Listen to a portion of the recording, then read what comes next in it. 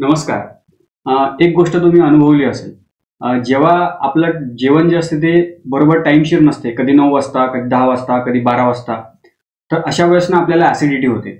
आता ऍसिडिटी झाली की पहिलं काम आपण काय करतो, जास्त जर का त्रास झाला की आपण 10 रुपयाची पुडी घेतो, इनोची अर्धी पुडी त्या आपल्या अर्ध्या ग्लासमध्ये टाकतो आणि पितो. थोड्या वेळानंतर 5 मिनिटानंतर आपल्याला बरं वाटते.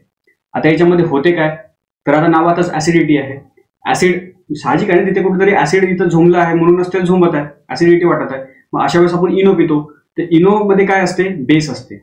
ऍसिड मध्ये ज्यावेळेस आपण बेस टाकतो तर मग ते न्यूट्रल होऊन जाते, ठीक आहे, उदासीन होऊन जाते, विझून जाते. तर हे आता याच्यामध्ये एक्झाम्पल मध्ये आपण 2 शब्द वापरले, ऍसिड आणि बेस. तर याचाच आपल्याला या व्हिडिओमध्ये अभ्यास करायचा आहे, एकदम डिटेलमध्ये अभ्यास करायचा आहे. याच्यावरती आयोगाने प्रश्न पण विचारलेला आहे, आपण ते सुद्धा आपण पाहूया. ठीक आहे, बघा मग आपण सुरुवात करूया. आता ऍसिड म्हणजे काय. आता एक तुम्ही काय करा, आता काय करायचं, एक एक्सपेरिमेंट आपल्याला तुम्हाला नाही करायचा आहे, कारण लिटमस कुठून आणत बसायचा आहे, एमपीएससीचा अभ्यास करायचा आपल्याला, बाकी पण कामं असतात करायसाठी. तर पहा आता काय आहे, हे जे एक भांडं घ्यायचं, ठीक आहे, या भांड्यामध्ये पाणी घ्यायचं आणि या पाण्यामध्ये लिंबू टाकायचं, लिंबाचा रस, म्हणजे एक सरळ सरळ काय लिंबू पाणी बनवायचं आपल्याला. ठीक आहे, आणि दुसऱ्या भांड्यामध्ये आपल्याला काय करायचं आहे, जे कपडे धुवायचे साबण असते तर त्याचा पाणी बनवायचं आहे. ठीक आहे, तेवढंच. आता लिटमस पेपर मिळत असतो, ठीक आहे, एक लाल रंगाचा असतो, एक निळ्या रंगाचा असतो. हे बघा, हा निळ्या रंगाचा लिटमस आहे आणि हा लाल रंगाचा लिटमस आहे. ठीक आहे, तर लिटमस घेऊन यायचा. आता निळ्या रंगाचा लिटमस या लिंबू पाण्यामध्ये टाकला तर निळ्या रंगाचा जेवढा डुबवला तेवढा रंग लाल होऊन जातो, लक्षात. आणि लाल जर का रंगाचा लिटमस या लिंबू पाण्यामध्ये मिळवला तर काहीच होणार नाही, लालचा लालच राहील.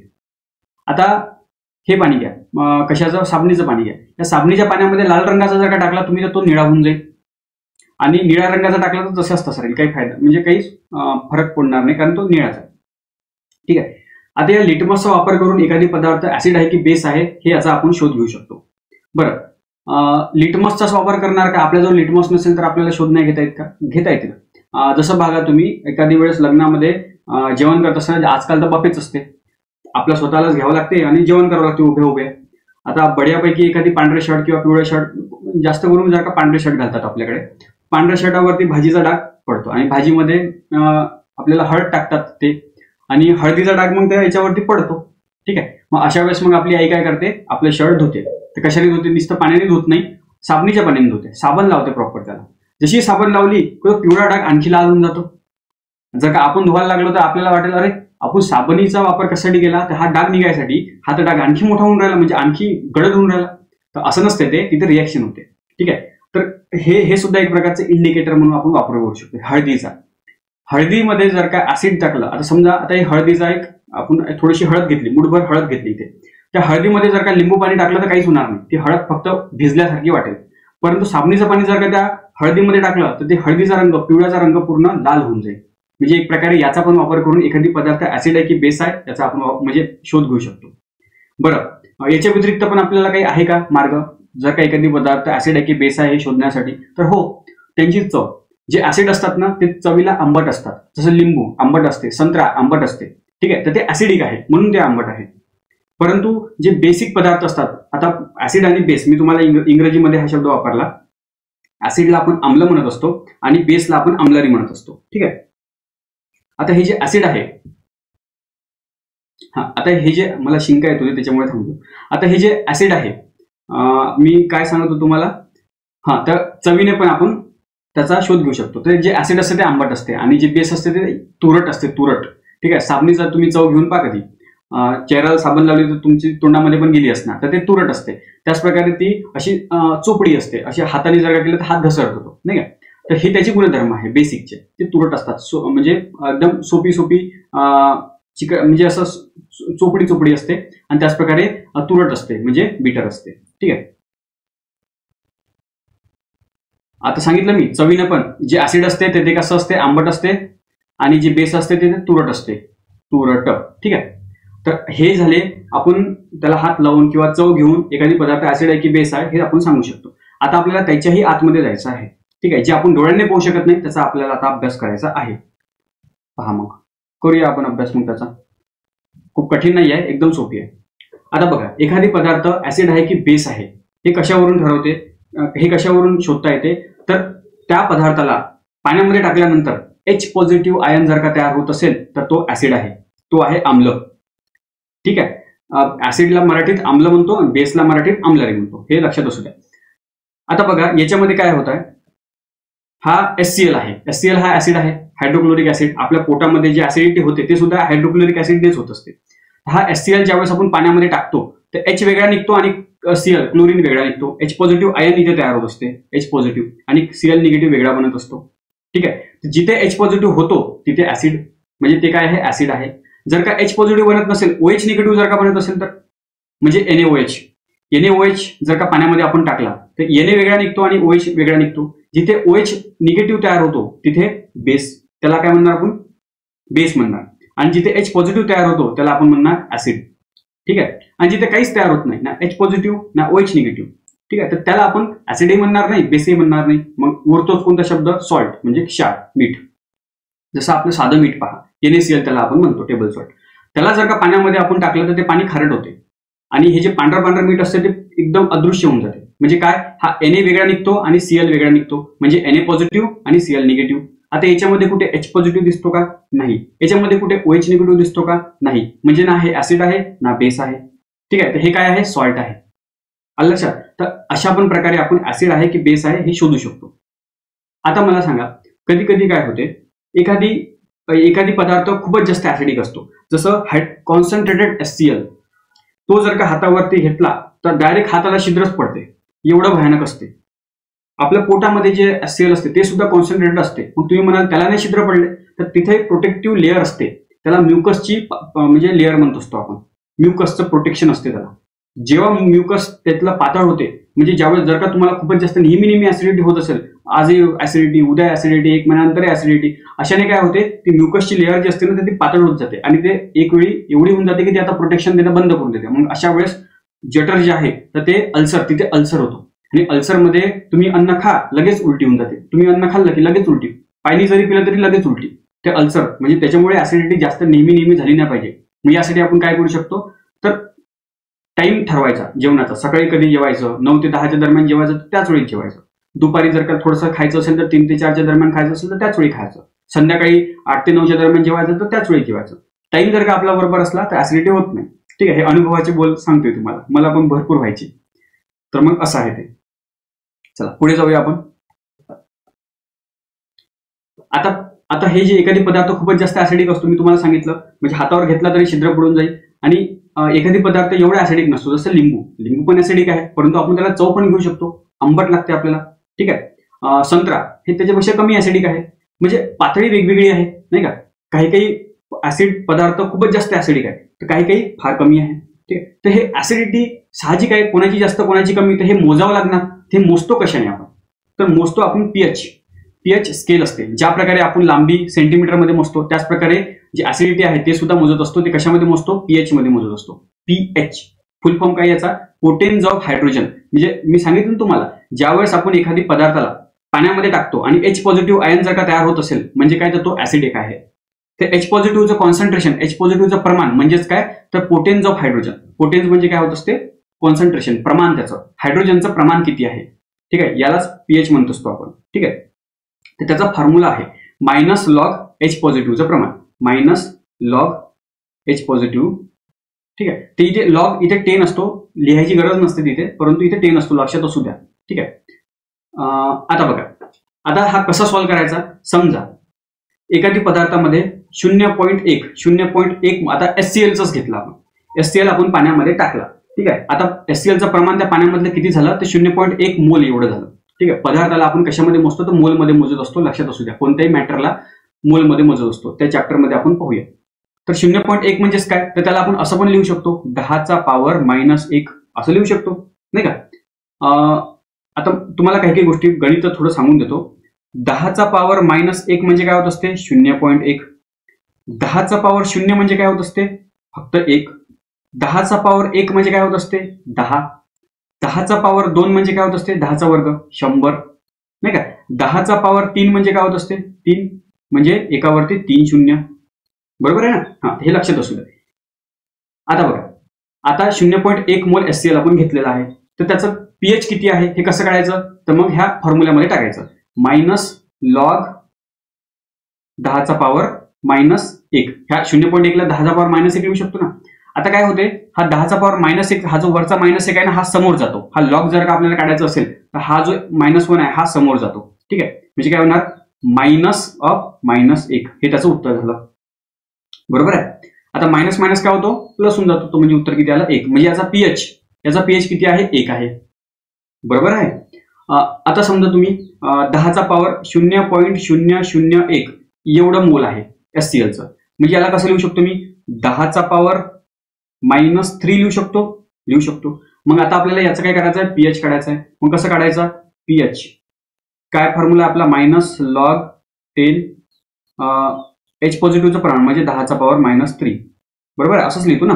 आता ह्या -3 ला समोर घ्यायचं आपल्याला, -3 लॉग 10 काय होत असते हे बघा, याचा काय होत असते लॉग 10 लॉग 10 काय होत असते, याचं उत्तर काय येत असते 1 येत असते. त्याच्यामुळे मी इथं 1 लिहिला. आता बघा मायनस मायनस काय होत असते प्लस होत असतं, म्हणजे उत्तर किती आलं 3. म्हणजे पीएच किती आला त्याचा 3. बरोबर आहे. तर अशा प्रकारे आपण पीएच काढत असतो. आता जेवढा कमी पीएच तेवढा तो जास्त ऍसिडिक.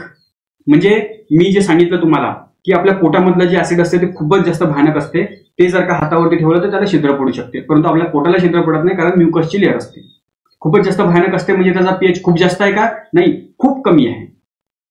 ठीक आहे, खूप कमी आहे. एकच्या घरामध्ये तो पीएच आहे. ठीक आहे. परंतु लिंबूचा एक थेंब जिभेवरती गेला तर जिभेला छिद्र पडते का, नाही पडत. म्हणजे लिंबाची ऍसिडिटी थोडीशी कमी आहे. मी त्याची किती आहे, जवळपास 2 ते 3च्या मधामध्ये त्याची पीएच आहे. लक्षात. अशा प्रकारे आपण पीएच मोजू शकत असतो. ठीक आहे. आता जो पीएच, आता ही जी पीएच स्केल आहे ती कुठून कुठपर्यंत असते, तर 0 पासून तर 14 पर्यंत असते. ठीक आहे. 0 पासून तर 7 पर्यंत, जो 7 नाही 6.9 0 पासून 6.9 जर का पीएच असेल तर त्याला ऍसिडिक पदार्थ आपण त्याला म्हणत असतो, आम्ल पदार्थ. ऍसिड म्हणजे काय, जे आंबट असतात. द्रावणामध्ये H पॉझिटिव्ह आयन जे जास्त तयार करतात त्याला आपण ऍसिड म्हणत असतो. यांचा पीएच 0 पासून तर 6.9 पर्यंत असतो. ठीक आहे. पीएच जर का 3 पेक्षा कमी असेल तर त्याला आपण कॉन्सन्ट्रेटेड ऍसिड म्हणत असतो. Concentrated acid. ठीक आहे. संहत आम्ल त्याला आपण असं म्हणत असतो. जर का पीएच 7.1 पासून 14 पर्यंत असेल तर त्याला आपण आम्लारी म्हणत असतो, बेस. ठीक आहे. बेस, आम्लारी म्हणजे बेस, जे चवीने तुरट असतात आणि द्रावणामध्ये टाकल्यानंतर ते OH निगेटिव्ह हा आयन तयार करत असतात. आपण पाहिलं मागे. त्यांचा पीएच किती असतो 7.1 पासून 14 पर्यंत. 7.1 पासून 14 पर्यंत. ठीक आहे. धातूचे ऑक्साईड जसं NaOH, Na काय आहे, धातू आहे, आणि OH म्हणजे काय, ऑक्साईड. तर NaOH हा काय आहे, एक आम्लारी आहे, बेस आहे. ठीक आहे. आणि ज्यांचा पीएच 7 असतो त्यांना काय म्हणतो आपण, त्यांना ऍसिडही म्हणत नाही, त्यांना बेसही म्हणत नाही, त्यांना नॉर्मल सॉल्ट म्हणत असतो. जसं NaCl आपलं जे मीठ आहे तर ते काय आहे, ते सॉल्ट आहे. त्याच प्रकारे पाणी H2O चा पीएच किती आहे, H2O चा पीएच आपला 7 असतो नॉर्मल. तो ऍसिडिकही नाही आहे, बेसही नाही आहे. साधं पाणी जे असते एकदम आपलं जे एक्सपेरिमेंट मध्ये वापरतो आपण, तर ते ऍसिडही नसते, बेसही नसते. ठीक आहे. तर अशा प्रकारे हे त्याचा फॉर्म्युला आहे. चला आता पुढे जाऊया आपण. आता बघा, राज्यसेवा 2023 मध्ये प्रश्न आलेला होता. प्रश्न काय होता की 0.10 मोल जलीय HCl द्रावणाचा पीएच काढण्यासाठी खालीलपैकी कोणत्या गणितीय संबंधाचा वापर करतात. तर काय आहे आपण पाहिलं, पीएच मायनस लॉग H पॉझिटिव्हचं प्रमाण. ठीक आहे. आता इथे काय म्हणते 0.1 म्हणते, 0.1 मोल म्हणजे इथे काय लिहिणार आपण, मायनस लॉग 10⁻⁻1. 0.1 ला 10⁻⁻1 लिहू शकतो की नाही, लिहू शकतो. तर हे आपलं असलं पाहिजे इथे. पहा बरं, पीएच इथे मायनस आहेच नाही, म्हणजे हे चुकलं. ठीक आहे. लॉग 10 इथे लिहा नका लिहू, काही फरक पडत नाही. इथे आपण नाही लिहिला पण आपण लिहू शकतो. ठीक आहे. इथे पण निगेटिव्ह साईन नाही, म्हणजे हे पण चुकलं. इथे आहे निगेटिव्ह लॉग 10 1.0 म्हणजे 1 × 10⁻⁻1. तर मग हेच बरोबर आहे. ठीक आहे. म्हणजे हेच आपलं उत्तर आहे. बरं, 14 पण ऑप्शन आपण पाहून येऊ काय चुकलं त्याच्यामध्ये. तर मायनस लॉग 10 0.1 गुणिले 10⁻1 म्हणजे 0.1 गुणिले 10 किती होतात, 0.1 गुणिले 0.1 गुणिले 10 म्हणजे काय होतात 1. म्हणजे इथे 1 आहे का? नाही, 1 नाही आहे. इथे 1 आहे का? नाही आहे. आपलं 0.1 आहे. आपल्याला मोल किती दिलेला आहे? 0.1. इथे काय म्हणतात? फक्त 1च म्हणतात. म्हणजे हे सुद्धा चुकलेलं आहे. ठीक आहे. आपलं उत्तर किती आलं? 3. आलं लक्षात? चला आता पुढे जाऊया. मला वाटते मी राज्यसेवा 2024 मध्ये पण प्रश्न विचारला, तो प्रश्न टाकायचा विसरलो मी. बरं ठीक आहे, पुढे आपण कव्हर करून टाकू त्याला. बघा आता आपल्याला पाहिजे आहे की काही एक्झाम्पल पाहिजे आहे ऍसिड आणि बेसचे, जे तुम्हाला थोडे लक्षात ठेवायचे आहे. HCl हा काय आहे? ऍसिड आहे. Hydrochloric acid, H2SO4 sulphuric acid, HNO3 nitric acid, हे थोडं लक्षात असू द्या. ठीक आहे. त्याच्यानंतर काही बेस आहे जे खूप नेहमी आपण वापरतो, जसं NaOH sodium hydroxide, KOH potassium hydroxide, calcium hydroxide, ठीक आहे, बेरियम हायड्रॉक्साईड, हे काही महत्वाचे आहेत. बाकी नाही लक्षात ठेवले तरी चालते, परंतु काही ऍसिड आणि हे बेस हे थोडेसे लक्षात असू द्या. ठीक आहे.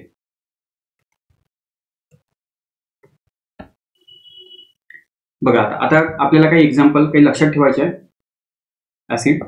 तर पहिले बघा, मानवी रक्त, तो ऍसिड असते की बेस असते? आपण आताच पाहिलं. 0 पासून तर 6.9 पर्यंत यांना आपण काय म्हणत असतो? ऍसिड म्हणत असतो. ठीक आहे. आणि त्याच्यानंतर मधात एक 7 असतो, त्याला काहीच नाही.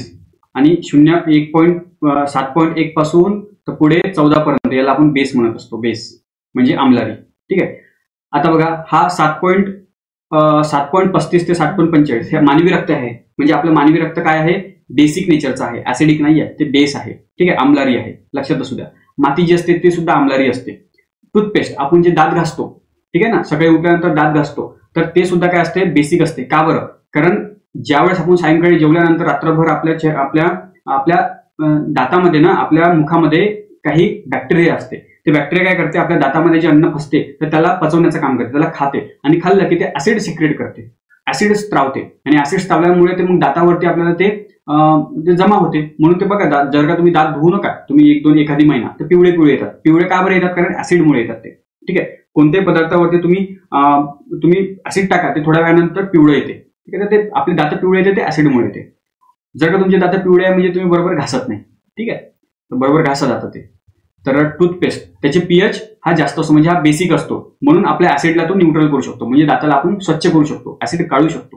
ठीक आहे. जी आपली लाळ असते ती लाळ बेसिक नेचरची असते, लक्षात असू द्या. ते जे मूत्र आहे ते बेसिक नाही, 6.8 आहे ना, सॉरी, हे ऍसिडिक असते. तेच तर म्हणलं, कारण लाळ काय असते? अन्नाला पचवण्याचं काम करते, आणि पचवते कोण?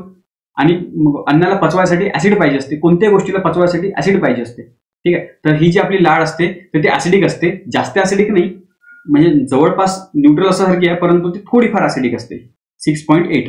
त्याच्यानंतर जे मूत्र आहे ते सुद्धा आपलं ऍसिडिक आहे, 6 pH आहे त्याचा फक्त. ठीक आहे. बेन्झोइक आम्ल त्याला म्हणत असतात. जठर रस HCl, त्याचा pH 2 असतो. पावसाच्या पाण्याचा pH काय आहे? 6.5, म्हणजे साहजिक आहे, तो काय आहे? ऍसिडिक आहे. परंतु जर का कधी पहा, तुम्ही ऐकलं असणार ऍसिडिक रेन, जिथे भरपूर प्रदूषण असते, शहरी भागामध्ये असं होते, कंपन्या असतात मोठ्या प्रदूषण, म्हणजे SO2 NO2 हे प्रदूषण ते आपल्या हवेमध्ये टाकतात. त्याच्यामुळे काय होते? तिथे ज्यावेळेस पाणी पडते तर हे SO2 आणि NO2 काय होतं? त्या पाण्यामध्ये मिक्स होतात, आणि H2SO4 आणि HNO3 अशा प्रकारचे ऍसिड वरच्यावरच तयार होते, ढगातल्या ढगात, आणि ते मग पाण्यासोबत खाली पडते, म्हणजे त्याचा pH आणखी कमी होऊन येतो. ज्यावेळेस पावसाच्या पाण्याचा pH 5.6 पेक्षा कमी होतो, त्याला आपण ऍसिडिक रेन, आम्ल वर्षा म्हणत असतो. ठीक आहे. आजकाल याचं प्रमाण वाढत चाललेलं आहे, कारण प्रदूषणाचं प्रमाण वाढत चाललेलं आहे. ठीक आहे. विनेगार, हे बघा, विनेगार हा सुद्धा ऍसिडिक आहे. अन्नामध्ये, आपल्या भाजीमध्ये वगैरे किंवा आपल्या अन्न पदार्थामध्ये टाकतात, जेणेकरून ते खराब न व्हावं, म्हणजे अन्न पदार्थ आपलं किंवा भाजी ही जास्त वेळपर्यंत टिकून राहावी. ठीक आहे, ते सडून न जावी, यासाठी आपण विनेगारचा वापर करत असतो. या विनेगारमध्ये कोणते ऍसिड असते? ऍसिडिक ऍसिड, 10% ऍसिडिक ऍसिड,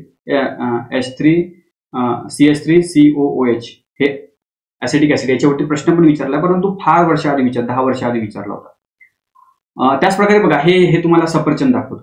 सफरचंदला तुम्ही भरपूरदा खाल्लंच असणार, त्याची आपण त्याचे जर का आपण तुकडे करून ठेवले, 5 मिनिटांनंतर बरोबर त्याच्यावरती असं लाल लाल रंग येतो. ते का खराब होते का? नाही, खराब होत नाही. ठीक आहे. जर का हे आपल्याला ताजं ठेवायचं असेल तर काय करायचं? याच्यावरती लिंबू थोडंसं पिळून टाकायचं, म्हणजे लिंबाचा रस थोडासा याच्यावरती करून टाकायचा आणि धुवून टाकायचा. ठीक आहे. लिंबू, ते लिंब काय करते? याला प्रोटेक्ट करते, याला लाल होण्यापासून वाचवते. ठीक आहे. आता हे सफरचंद त्याचे 2 तुकडे केले, एकाला साधं ठेवा आणि एकाला लिंबू लावा आणि 10 मिनिटानंतर पहा याचा रंग लाल आलेला असेल, परंतु याचा रंग अजूनही पांढराच असेल. ठीक आहे, कारण ऍसिड त्याला वाचवते. लक्षात. परंतु हे लाल झालं म्हणजे खराब झालं असं त्याचं होत नाही. ते पण आपण खाऊ शकतो, हे पण आपण खाऊ शकतो. याचं तर आणखी चव लिंबू सोबत थोडंसं त्या गोडमध्ये थोडंसं आंबट जर का टाकलं तर आणखी बढिया चव येते. ठीक आहे. ह्या लिंबामध्ये कोणती ऍसिड असते? सायट्रिक ऍसिड असते. लिंबाचा पीएच किती आहे? 2.5. ठीक आहे. टोमॅटो त्याचा पीएच किती? तो पण आंबट असते, त्याचं 4.1 आहे. ऑक्झॅलिक ऍसिड त्याच्यामध्ये असते. ठीक आहे. त्याच्यानंतर दह्यामध्ये लॅक्टिक ऍसिड असते, ते सुद्धा आंबट असते. जीवनसत्व सी म्हणजे व्हिटॅमिन सी. व्हिटॅमिन सी लाच नाव आहे ऑक्झॅलिक ऍसिड. ठीक आहे. ऍस्कॉर्बिक ऍसिड, ऑक्झॅलिक नाही, ऍस्कॉर्बिक. टोमॅटोमध्ये ऑक्झॅलिक असते, ऍस्कॉर्बिक ऍसिड. व्हिटॅमिन सी ला ऍस्कॉर्बिक ऍसिड म्हणतात, लक्षात असू द्या. मुंगी चावली की झोमते खूप जास्त, किंवा कोणकोणते काटे असतात ते जर का टोचले की खूप जास्त झोमते. नटल ट्री असते ते. तर त्याच्यामध्ये कोणते ऍसिड असते? फॉर्मिक ऍसिड असते किंवा मेथोनिक ऍसिड असते. ठीक आहे. ह्या काही ऍसिड आहेत, थोडंसं लक्षात असू द्या. याच्यावरती कदाचित प्रश्न विचारला जाऊ शकतात. जसं ऍस्कॉर्बिक व्हिनेगारचा प्रश्न विचारलेला आहे. जे जे ऍसिड रेन आहे त्याच्यावरती प्रश्न विचारला की त्याच्यात कसे कोणकोणते प्रदूषणामुळे ऍसिड रेन तयार होतो. ठीक आहे. अशा प्रकारे व्हिटॅमिन सी वरती पण प्रश्न विचारलेला आहे. चला आता आपण जाऊ पुढे. सॉल्ट.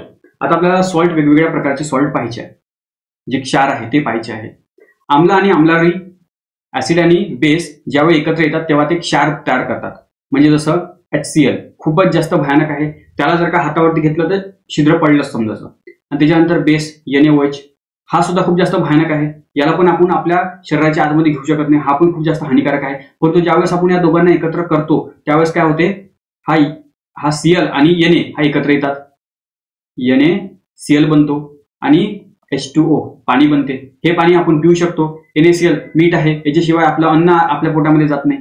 म्हणजे जर का आपण हे वेगवेगळे घेतलं तर आपण जिवंत राहणार नाही, परंतु ह्या दोघांना एकत्र घेतलं तर आपल्याला ते घ्यावंच लागते, नंतर चव येणार नाही. पाण्या वाचून आपण जिवंत राहू शकत नाही का? हे घ्यावंच लागते. म्हणजे बघा, हे जर का शरीराच्या आतमध्ये घेतलं तर तुम्ही मारता 100%, आणि हे जर का तुम्ही शरीराच्या आतमध्ये नाही घेतलं तर तुम्ही 100% मारता, नाही का? ही आहे म्हणजे हे जे निसर्ग आहे, निसर्गाची किमया म्हणून आपण, निसर्गाचा चमत्कार आहे हा. ठीक आहे. तर या ज्या रिॲक्शनला, ही जी रिॲक्शन आहे आम्ल आणि आम्लारी एकत्र आल्यानंतर क्षार आणि पाणी तयार होते, त्याला आपण उदासीनीकरण म्हणत असतो, न्यूट्रलायझेशन रिॲक्शन म्हणत असतो. ठीक आहे.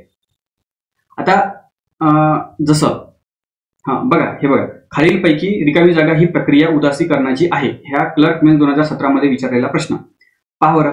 हे बघा, हीच रिॲक्शन जी आहे ना, HCl NaOH काय बनते?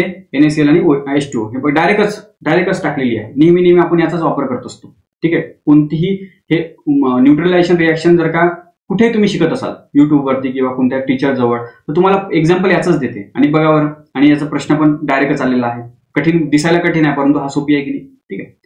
आता हे जे क्षार असतात, हे जे मीठ असते, सॉल्ट असते, याचे वेगवेगळे प्रकार आहेत. 3 प्रकार आहेत. एक उदासीन सॉल्ट म्हणजे न्यूट्रल, जसा हा NaCl आहे. हा ऍसिडिकही नाही आहे, बेसही नाही आहे. परंतु कधी कधी काय होते, हा ऍसिड जो असतो हा खूपच जास्त स्ट्रॉंग असतो आणि जो बेस असतो तो वीक असतो, बिचारा साधा सिंपल असतो. साहजिक आहे, ऍसिडचा प्रभाव जास्त असणार. मग अशा वेळेस हा कसा असतो? वीक असतो. अशा वेळेस जो सॉल्ट बनतो तर तो थोडासा ऍसिडिक नेचरचा बनतो, आम्ल गुणधर्माचा बनतो तो. ठीक आहे. तर म्हणून सॉल्ट 3 प्रकारची बनतात. एक न्यूट्रल सॉल्ट, एक ऍसिडिक सॉल्ट आणि एक बेसिक सॉल्ट, आम्लारी क्षार. ठीक आहे. तर आपण पुढे जाऊया. आता मीठ, NaCl, मिठालाच आपण काय म्हणत असतो? NaCl. त्याला दुसरं नाव काय आहे? टेबल सॉल्ट, खायचं मीठ आपलं. तर याला NaCl आपल्याला वेगळं करता येत नाही.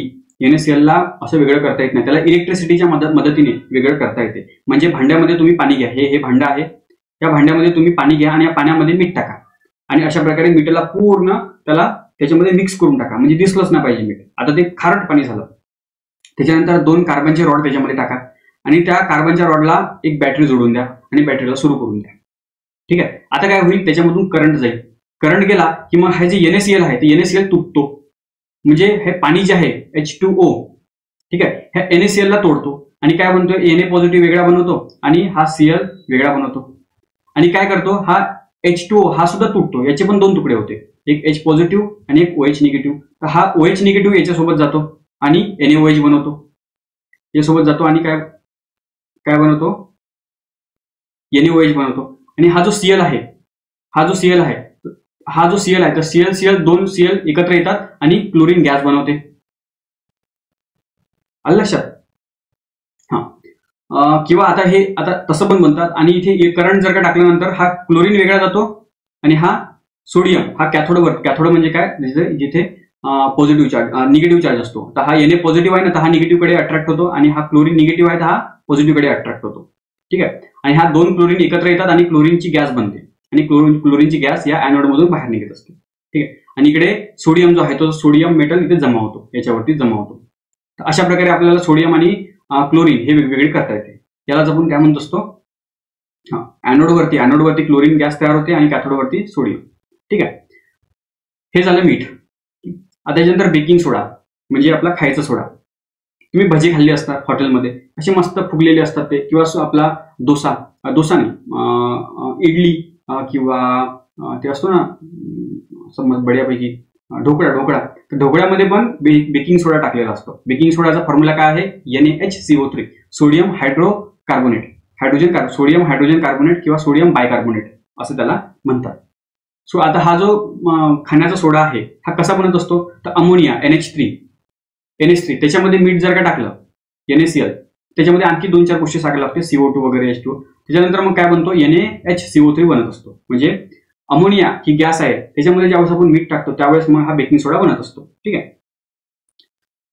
आता याचा वापर, हा जो बेकिंग सोडा आहे NaHCO3 हा याचा वापर आपण कशामध्ये करत असतो, तो आपला जो खायचा सोडा असतो ते कशाने बनलेला आहे, यानेच बनलेला आहे. त्याच प्रकारे जी इनो असते, मी तुम्हाला एक्झाम्पल दिलं, तर इनो मध्ये सुद्धा हाच सोडा असतो, बेसिक नेचरचा असतो तो. ठीक आहे. ऍसिडिटी कमी करण्यासाठी सुद्धा याचा वापर होतो. बेकरी पदार्थामध्ये ते बेकरी पदार्थ म्हणजे जे केक वगैरे असतात, बिस्किट वगैरे असतात, तर ते हलके आणि छिद्र बनवण्यासाठी त्याचा वापर केला जातो. त्याच प्रकारे अँटीसेप्टिक म्हणून पण त्याचा वापर केला जातो. म्हणजे बघा, एकदा काय झालं ना, माझी परीक्षा होती, UPSCची प्रिलिम्स होती, नागपूरला जायचं होतं मला. तर आदल्या दिवशी मग मी थोडाफार अभ्यास केला आणि बरोबर 10 वाजता आता झोपायचं बा, कारण लवकर सकाळी उठायचं आहे आणि जायचं आहे. तर साहजिक लवकर उठणे असते, 5 वाजता 4 वाजता. तर मग मी टॉयलेटला गेलो आणि तिथून आता निघणार रे बा. तर जिथे नळ असतो ना, ते नळाजवळ पाणी प्यायसाठी मधमाशी आली होती, एकदम काठी असणारी मधमाशी. ती मागे होती, मला काही दिसली नाही. मी त्या नळाला पकडलं तर तिला लागलं असणार, तर तिने ना मला बोटाला इथे चावली. ते अशी जोरदार, मला काय वाटलं का सापच चावला का, एवढा जोरदार तिथे हे झाले होतं, खूपच जास्त त्रास झाला होता. मग आता करायचं काय, इकडून तिकडे जाऊ दे, तिकडून इकडे जाऊ दे. 4-5 मित्राला जमा केला मी. ते म्हणे, आम्ही एवढंसं साधी मुंगी डसली म्हणे, एवढं म्हणजे माशी डसली, एवढं काय करायचं. पण ते माझा त्रास मला माहित होता. मग मी असंच हे वाचलेलं होतं की बेकिंग सोडा, असंच वाचलेलं होतं की जर का मुंगी वगैरे चावली तर हा बेकिंग सोडा जो असतो तर तो काय करायचा, त्याला लावायचा, ओला करून लावायचा. मला करून पाहू आपण. सगळं झालं करून, आता हेच राहिलं तर मग करून पाहू. मग खाली जिथे आम्ही किरायाने राहायचो तर तिथे खाली काकूकडे गेलो आम्ही, त्यांना बेकिंग सोडा मागितला, त्याला ओलं केलं, तिथे लावलं. बरोबर 5-10 मिनिटांमध्ये ना ते जे मला झोंबत होतं ते शांत झाले एकदम बढियापैकी. बघा बरं, विज्ञान कामी आलं. आणि दुसऱ्या दिवशी पेपर होता, आता झोप नसते आली मला. ठीक आहे. तर अशा प्रकारे मग ते गंमत झाली. चला तर पुढे जाऊया आपण. बघा, याच्यावरती प्रश्न आलाय MPSC टेक्निकल 2022 मध्ये. काय प्रश्न होता की NH3 ने संपृक्त आहे अशा NaCl च्या संहत म्हणजे कॉन्सन्ट्रेटेड द्रावणामध्ये CO2 पाठवला तर कशाचे स्फटिक तयार होतं, म्हणजे काय बनते. म्हणजे काय, सरळ सोडून द्या, हे CO2 नाही आहे ना आपल्याला. NaCl मध्ये म्हणजे अमोनिया, NH3 मध्ये NaCl ज्यावेळेस आपण टाकतो तर काय बनते, बेकिंग सोडा बनतो, NaHCO3. ऑप्शन काय आहे, पहिलं. ठीक आहे. चला पुढे. आता चूर्ण, विरंजक चूर्ण, ब्लिचिंग पावडर. बघा, पाणी जर का खराब असलं, एकदम हिरवं होते, तर त्यावेळेस बघा ब्लिचिंग पावडर टाकतात त्याच्यामध्ये, पांढरं पाणी होते. आणि थोड्या वेळानंतर मग त्याच्यामधून वास पण येतो वेगळा. तो वास कशाचा असतो, तो क्लोरीन गॅसचा असतो. ठीक आहे. कारण त्या ब्लिचिंग पावडरचा फॉर्म्युला पहा तुम्ही, CaOCl3. ब्लिचिंग पावडरच्या फॉर्म्युल्यामध्येच पहा, CaOCl2. कॅल्शियम हायपोक्लोराईड बनतो आपण, CaOCl2, कॅल्शियम हायपोक्लोराईड. तर हा दुसरं काही नसून ब्लिचिंग पावडर आहे. ठीक आहे. हे पाण्यामध्ये आपण टाकत असतो आणि त्याच्यानंतर मग ते पाण्यामध्ये जेवढे काही जंत आहे तर ते पूर्ण मरून जातात. ठीक आहे, आणि आपल्याला शुद्ध पाणी मिळते. हे ब्लिचिंग पावडर आहे. पाणी निर्जंतुक करण्यासाठी, डिसइन्फेक्शन ऑफ वॉटर करण्यासाठी याचा वापर होतो. त्याचप्रकारे कापड आणि कागद कारखान्यामध्ये याचा वापर होतो. कागदाला आणखी जेवढं पांढरा बनवू, म्हणजे त्याला क्लोरीन म्हणजे ब्लिचिंग पावडरने त्याला आपण ब्लीच करत आहे, तेव्हा पुढे तो कागद आणखी पांढरा होत आहे किंवा तो कापड आणखी पांढरा होत आहे. ठीक आहे. तर बघा, ज्यावेळेस आपण ब्लिचिंग पावडरला पाण्यामध्ये टाकतो तर काय रिएक्शन होते, हा हायपोक्लोरस ऍसिड बनत असतो, HOCl, आणि एक कॅल्शियम हायड्रॉक्साईड बनत असतो. ठीक आहे, याची काही गरज नाही तशी, पण असं तुम्हाला माहिती. याचा जो वास येतो कशामुळे येतो, तो क्लोरीन गॅसमुळे येत असतो. हे झालं आपलं ब्लिचिंग पावडरचं. त्याचप्रकारे आता आपल्याला पाहायचं आहे धुण्याचा सोडा, सोडियम कार्बोनेट, Na2CO3.10H2O. हे जे आपलं निरमा जो असतो ना, निरमा, हा निरमा आहे.